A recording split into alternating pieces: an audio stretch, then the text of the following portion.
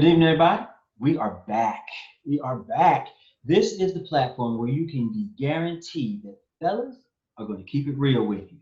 Because when men talk, you might just want to listen. The country, Major League Baseball, and generations of sports fans are mourning the death of a national hero. Today, we honor Hank Aaron. The Capitol has been desecrated, disrespected, and unimaginably destroyed. Gentlemen, white supremacy, entitlement, Ken, Karen are alive and well. Man, it's so crazy that we are talking about Hank Aaron and what he dealt with back in 1954 coming to the MLB, and then 2021 we have a similar situation, because the thing I would say is that was not Hank Aaron's fight. However, it became his issue. Just like the insurrection was not Black people's fight, but it was about Black people, which put it in the face of him during his time of becoming the home run king, I guess, in 1974, and us dealing with what we're dealing with even now in 2021. Mm-hmm. So you're right, my brother, white supremacy is real, and the belief that white people constitute a superior race is just sad that we're still dealing with that here. Mm-hmm. When we were watching the trying to figure out if they were going to accept the votes. When you're watching on CNN, you're watching on Fox, et cetera, and they're talking about the whole insurrection. It was really weird to me that if you're watching CNN, they're saying domestic terrorism. If you're watching Fox, they're saying patriots. So in my head, I'm thinking pipe bombs, racial flags, attacking police has now become patriotic. But yet, when Black Lives Matter, we're marching because of Black lives being taken, we were called thugs. It's the craziest thing to me. It's crazy you say that, Jared, because I was actually down in the beginning of when the riots and the protests started back in March, when George Floyd happened, March or April, whenever it happened then. And I was literally downtown in the city that I'm in now. And when they were down there protesting peacefully, there were armed cops out there. There were cops on horses out there, and there were tanks out there. And it's great to see that at the nation's capital, there was none of that. There was no tanks out there. There was no horses out, police officers on horses. And there were no guns drawn except for inside the chambers where it really was getting dangerous. And I'm not saying that to say, they should be on a mask, looking to kill somebody, looking to take somebody out or nothing like that. What I'm saying is that the difference in restraint, and how it's very powerful on TV to see the resistance of restraint, where they held back and, hey, I don't want to do this, and they don't want to do it, and they hold back, and they were told that they were not allowed to draw their weapons. And then when people are peacefully out there marching, then there was tanks, and next to there was mace brought out, and there was no rioting happen. Now you had some people that wanted to take things a little bit further than what the reason why the people were peacefully protesting. But in the large sense, it was nothing exactly like what we seen in the Capitol. It's crazy. It was crazy. When you were watching I'm sorry, you were about to say something, Sunday? No. Go ahead. I was going to say, like, when you were watching the impeachment proceedings, when you were voting yay or nay, individual Republicans actually got up and compared Black Lives Matter to Antifa. Did I pronounce it correctly? Antifa. And when I saw that, I almost fell out of my chair.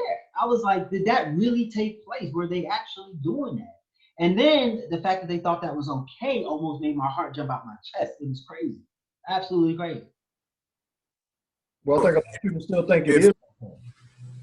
If we go back and look at one of the young ladies who broke into the Capitol, she seized a laptop that belonged to a congressman, and she tried to sell it to Russia. She was released to her parents. So we're dealing with this level of hypocrisy in this country. She committed treason. Dude, that's espionage. No, you know what I'm saying? Yeah, for real. There's espionage, bro.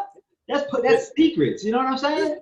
Yeah, anything on that laptop. And you know, we die over, you know, Gatorade at the gas station or selling cigarettes outside of the gas station. You know what I mean? So it's definitely a far divide, and Black people are tired of it. There's too many conversations about reparations. Too many conversations. Reparations ain't go get us there. It's gonna be crypto that's gonna get us there. You did what I'm saying? It's gonna be that cryptocurrency to get us there. Straight. We're gonna have a show on cryptocurrency. No, I need you to lay it out. But it ain't the reparations that's gonna save us. It's gonna have to be us to save us. Obama didn't give it to us. Obama didn't give it to us. We got cash for clunkers. You did what I'm saying? He didn't give it to us. I know we Obama fans all over here, but my wife tripping.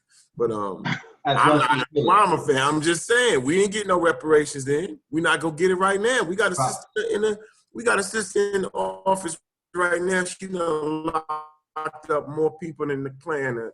All right, okay. We're gonna pull you back a little bit. We're gonna pull you back. That's a whole other conversation. Don't fall for it. That's all I'm saying. Hey, and we're not gonna censor you on this show at all, so you real. But I will add a sidebar. What happened at the Capitol did not only affect African Americans, people of color. There was a whole group of white people who were ashamed on both sides, really. Yes, good point. Love it. So, it always takes a tragedy for Americans to stand up and be American.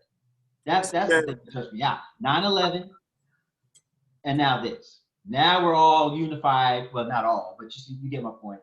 Are unified because we feel attacked and we become Americans for at least a brief second, and then it transcends back to the unfortunate norm. But I had a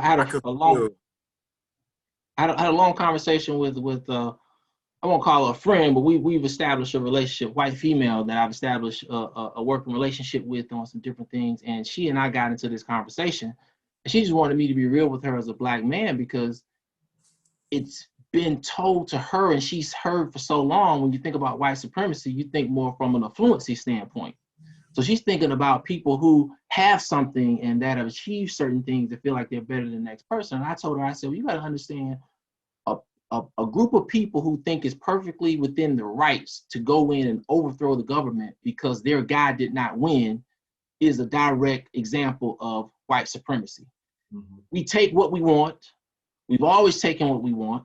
We've never had to ask for anything. And when you don't give it to us, this is how we demonstrate to you how the world has always been run.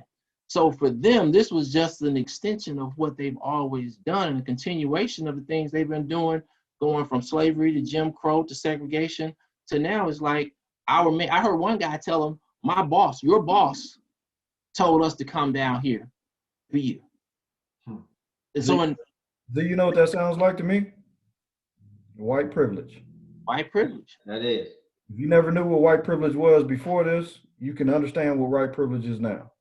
Exactly. And you feel like something is being taken from you, and you have no repercussions for it, that's white privilege. You continue it. Agreed. Without question. Man, it's still sad because the effects of that are going to just continue on. Sunday brought up that lady with the laptop. It was actually Nancy Pelosi's laptop that she stole. And, the fact that she could go home to her mom and dad, or her mom. Bro, that make it even worse. It was Nancy Pelosi's? It was Nancy Pelosi's, bro. Stop it. No joke. That's why men talk. Hey, you might want to listen. Listen to me, well, but what you not doing?